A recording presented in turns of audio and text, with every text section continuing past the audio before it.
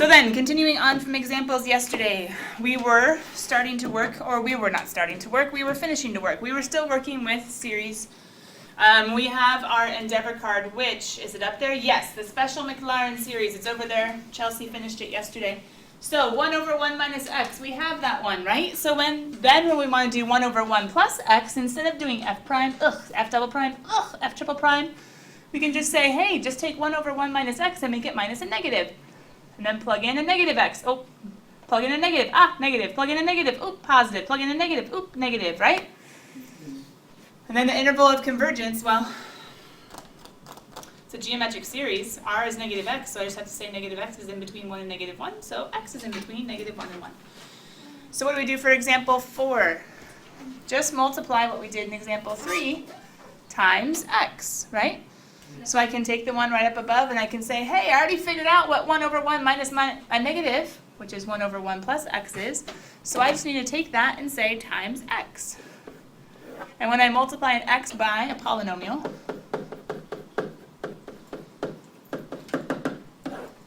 I have to multiply it by every single piece.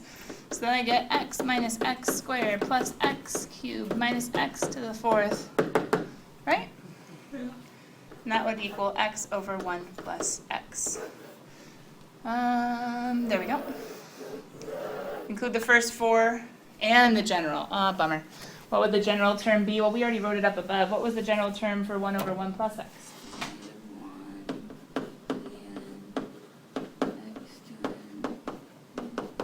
So then this one would be still negative 1 to the n, right? Positive, negative, x to the... 2n. Not 2n, because I need 1, 2. I need 1, 2, 3, 4, 5. 2n would give me 0, 2, 4, 6. 3n minus 1? I could do 3n minus 1, 3 times 0 minus 1. Not negative 1. How about 2n plus 1? Yeah. Oh, no, that's going to be odds, though, huh? Wait, I think our nth term is wrong in the beginning. Yeah. Why is our nth term wrong in the beginning? What does 2n minus 1 give us? Odds. Odds. But we don't have odds, right? What do we have? Odds. N is 0, n is 1, n is 2, n is 3, whatever. It was n, right? Made it way harder than it had to be. How about this one? N is 0, n is... Whoa, n's not 0. Starts off with n is... N plus 1. Yeah, n is 1. n plus 1 will do. How do I find interval of convergence?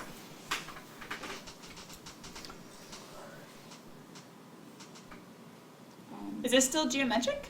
Yes. Is r still negative x? Yeah. So therefore I can say it's still geometric. R is equal to negative x,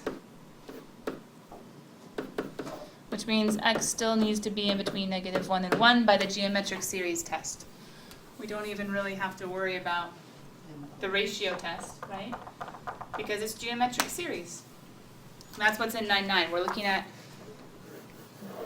rational functions that are really just geometric series, so I can use geometric series stuff to solve and don't have to use ratio test. A couple more seconds. You guys can already go ahead and start looking at example number, what, 5? What would you do there? Example number 5. Could you do 1 minus x, 1 plus x, and like split it up into a binomial? You could. Would that help? You can factor. No. Seems kind of complicated. Yeah, you guys are both thinking factoring for example number 5. And I'm not saying that you couldn't factor, because you could. How could I factor? I could say f of x is equal to 1 over 1 plus x times 1 over 1 minus x. Do we have a Taylor polynomial for 1 over 1 plus x? Yeah, we just did it, right? What was it? Example number 3? What was example number 3? 1 minus x plus x squared minus x. But the problem is, guys, if we go multiplying whole series together, and then I have 1 over 1 minus x, so 1 plus x plus, right? plus x squared plus x cubed. How do you multiply polynomials? Oh no, what do you have to do? Distribute, distribute, distribute. No. We're not going to distribute an infinite number of terms. Does that make sense? Yeah. Not that it was a bad idea, it was a good idea. Okay, guys. Don't do that. But what can we do?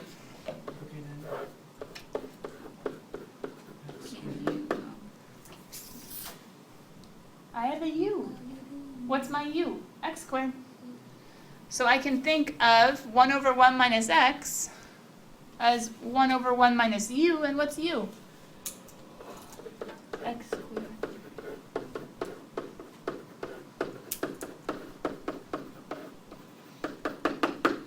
Which means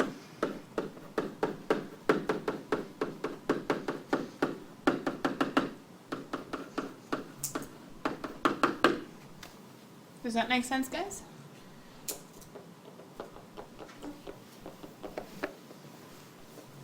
Just looking at it differently, and I know you guys thought of 1 plus 1 minus, which wasn't bad, but then I have to multiply two infinite series.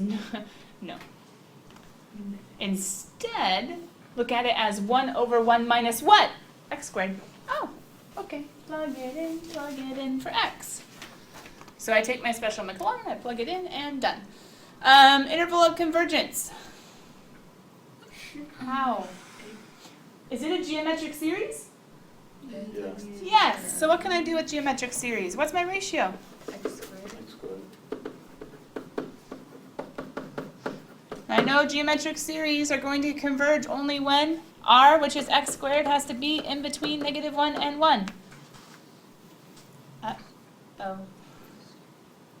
How do I do So it's only going to be 0 that? because x squared can never be a negative. X squared can't be a negative. So if x squared can't be a negative, well, technically? So he's R, right? Wait, it's more. We're thinking of like square root both sides, right? Yeah, but it would be like. But how do you do that? It would be impossible. So what if we think about it a different way? What if we think about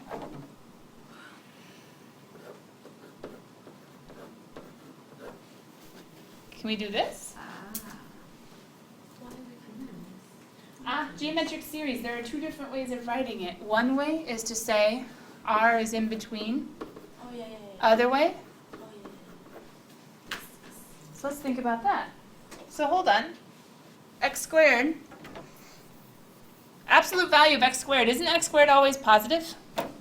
So I can just say x squared. How do I solve? Square root. But wait.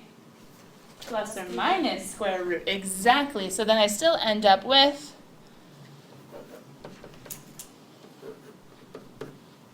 and remember when you introduce a negative, you flip the inequality. So for the 1,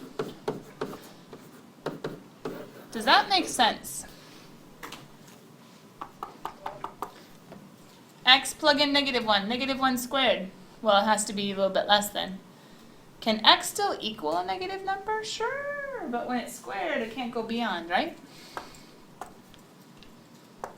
So we might have to play with the inequalities to make it legal math, but still x has to be in between 1 and -1. That make sense? Kind of, sort of? Yeah. Okay. Interval of convergence, general term. I think we got it, right? Next one. Now what? You guys go, all on your own. Example number 6. Ooh, and 7? Well, let's just do 6. Example number 6.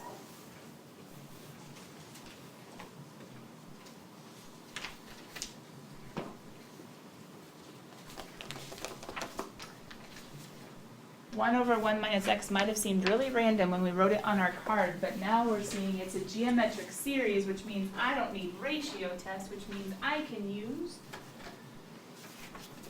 ratio of a geometric series between 1 and -1.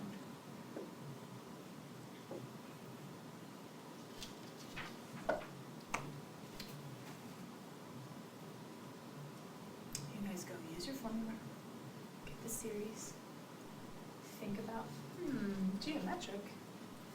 And what's the interval of convergence? And if you can finish example 6, go to example 7.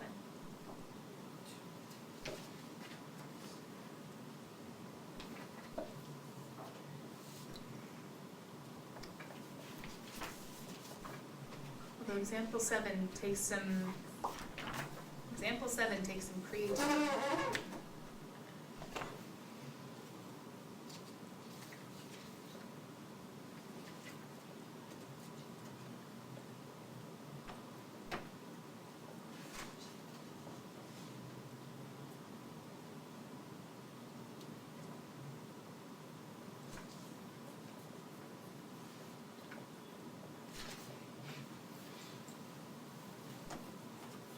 Look at the other examples. Very similar to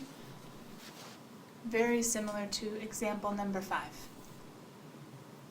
Because pattern 1 over 1 minus, still there. Pattern 1 over 1 minus. Just a little different. Not x squared anymore. Now 2x.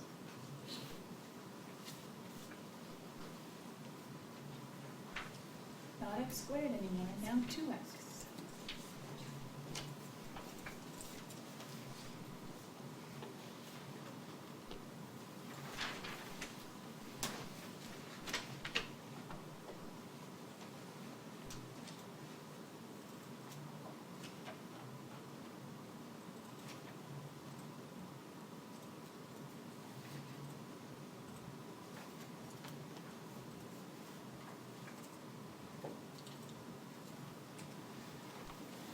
Start having fun.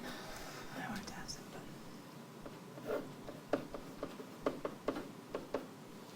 Starts with 1, right? Yeah. I always forget.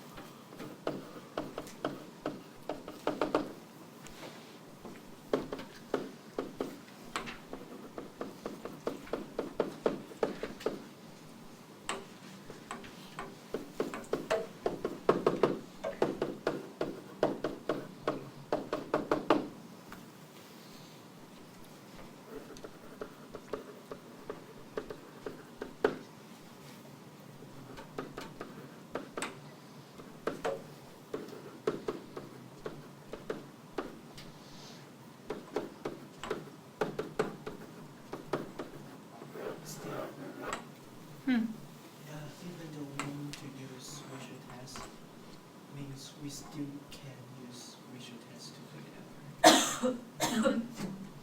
The answer is like the same. The answer is less than?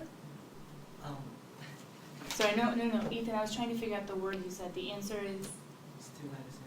still the same, yeah. But you would still have to test the endpoints because with ratio test, it's not enough information. With geometric series, I know it has to be less than each of the endpoints. Well, less than one, greater than the other. So the only reason I'm not testing endpoints is because I know geometric series and convergence of geometric series must be between, not including. But ratio, you'd have to set it up and solve. Anybody figure out example 7? No. What's wrong with example? Oh, Youngshi, go ahead. Example 6. I don't know if this right. Yeah. Like for 7, you take out like 4 Yes. from the bottom. Yes. And what do you get? I didn't do it yet. But it's a good idea. If I take out 4, So it's 1 plus 1 It's 1 plus 3. close, 1. 1/4. But Why do you have to do that? because it Because doesn't you work can just otherwise. take. The formula, yeah, I can just take out, and the formula has 1 plus, right? Or 1 minus. So yeah, I have to take out the 4. Another way of writing it is then, So it's 1 over 4. I could say, to make it fit, I could say 1/4 or 1/4 times. You could do that too, if you'd like that better. You could do 1/4 times 1 over 1 minus a negative 1/4 x. Does that make it fit a little bit better? I think so. How would you do it? Well, you could build up to it. You could build up to it step by step, or you could try to do it all at once. If we build up to it step by step, I'm just going to say, okay, we got the idea. 1 over 1 minus negative 1/4 x. Because remember, my formula is 1 over 1 minus, so I have to plug in, okay. So 1 minus a negative, I have 1 plus a negative, well, minus x over 4. Plus a negative squared, minus, because it'll be cubed. Does that work? Because I'd have 1/4 to the first, 1/4 squared, 1/4 cubed. So I could go ahead and make, now it's alternating because I have a negative because it's with the plus. So I could do plus negative 1 to the n times x over 4 to the n. I didn't have room for my plus dot dot dot. But that's not quite it. What else do I need? Multiply everything by 1/4, right? So I have to say, okay, hold on, but I still have. So I can say, okay, no big deal. What I multiply on one side, I multiply on the other. The whole infinite thing. Infinite math just got crazier. So I have 1/4 minus, well, I guess you could do it this way.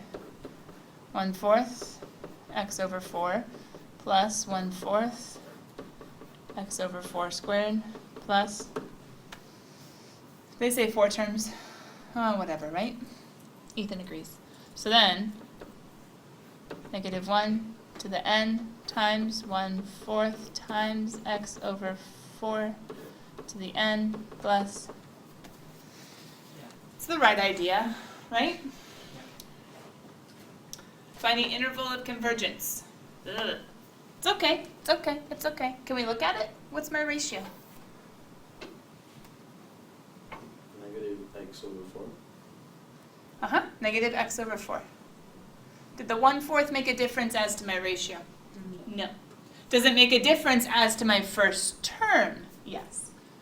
So it would make a difference for the sum, and maybe we'll peek at that even though they didn't ask it. But for my ratio, oh, no problem. Interval of convergence. Geometric series, r is equal to negative x over 4. Therefore, the interval, I haven't been writing this, but the interval of convergence would have to be negative x over 4 ratio in between negative 1 and 1. Negative 4 is less than. So, yeah, negative 4, positive 4, but then I have to move the negatives, so then I end up with x's in between. Oh yeah. I have negative x. You guys multiply by 4 both sides, right? So I have 4 and negative 4. What happens when I multiply by a negative? So they switch sides. Yeah, switch sides. So when I have positive 4 and negative 4, is it a problem? No. So then I have x is in between once again. Well, you guys see it, right? It'd be flipped the other way, but it's not a big deal, right? Because then I would have negative 4, 4. How would I find my infinite sum? A little different. But I could do that with geometric series too, right? I'm just going to write S sub n over here, because this is where we're doing interval of convergence in S sub n. What's my formula? Oh, S yes. A1 over, what's A1 since I had the 1/4? 1/4. Yeah, the first term. So I have 1/4 over 1 minus, what's R? Or x over 4. Yeah, you could do 1/4, negative 1/4 x or negative x over 4. Simplify, simplify. We're amazing like that, right? Multiply top and bottom by 4. Thank you. Yeah, no problem. Multiply top and bottom by 4 and just end up with what? I guess I should take it as a compliment, huh? Okay. Hey, you got near excellent, Miss D. I know. I need to take it as a compliment. 4 plus x. When x is in between 4 and negative 4, right? Because if x is not in between 4 and negative 4, diverges, no sound. I'm running out of room on my paper. I'm sorry, I just kept on going. Well, I thought infinite sum is good to see, right? Because they could ask us that, and we need to remember. I figure with your cane, it's like, that's easier than... I'm just. I saw, they it were keeps right- coming in, right? So Yeah. it's like, if he wants to talk to me. He's relaxed. He wears sweats. Okay, so No, they were right there, and I couldn't even look over there. Like I'm like, they don't do this. They don't do this. I'm not moving. Wait, was he a specific student? The really tall kid? oh, I think was he a kid? I didn't look at him very much. It looked I like think he a was a husband kid. wife. No, I think it was a kid. It was a kid No, mom. I don't Oh. think it was okay. Yeah. Yeah. Like you're thinking. First glance, I was like, that's not kid, I but think It's he was not, cute. it wasn't. Yeah. I didn't think it was a kid. I thought it was a husband wife, of like a middle schooler or something. But No, it was a kid. kid? It was a big kid. Probably gonna be a senior. You didn't even look. You were. No, I saw him when he was I coming in and coming out. All right. But then, then I hid. Wait a minute. Now what? Now we don't have a one at Oh, all. where is it centered at? Yeah, 1. What do we do if it's centered at 1? Taylor? X We could do minus- Taylor. X minus 1, X minus 1? because we always need that. Can we just make it X minus 1 to the n, and then we'll figure it out. X minus 1 is the n? What do you mean? X minus y is the r, How do you know? because we need to minus 1, and then we can Because we need to minus 1.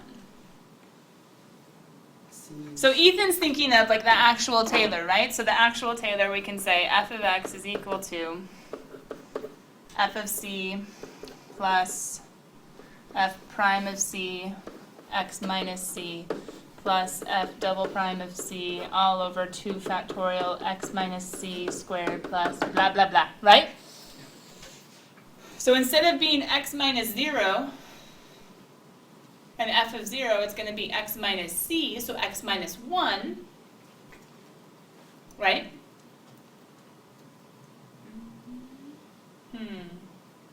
Is there a simpler way Probably.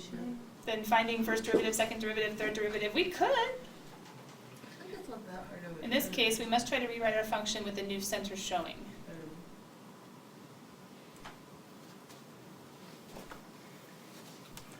That represents 1 over x.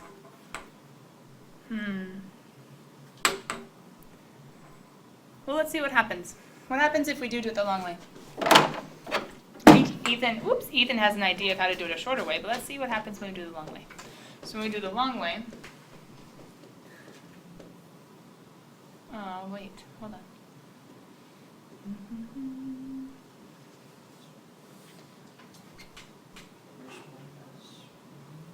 There we go. F.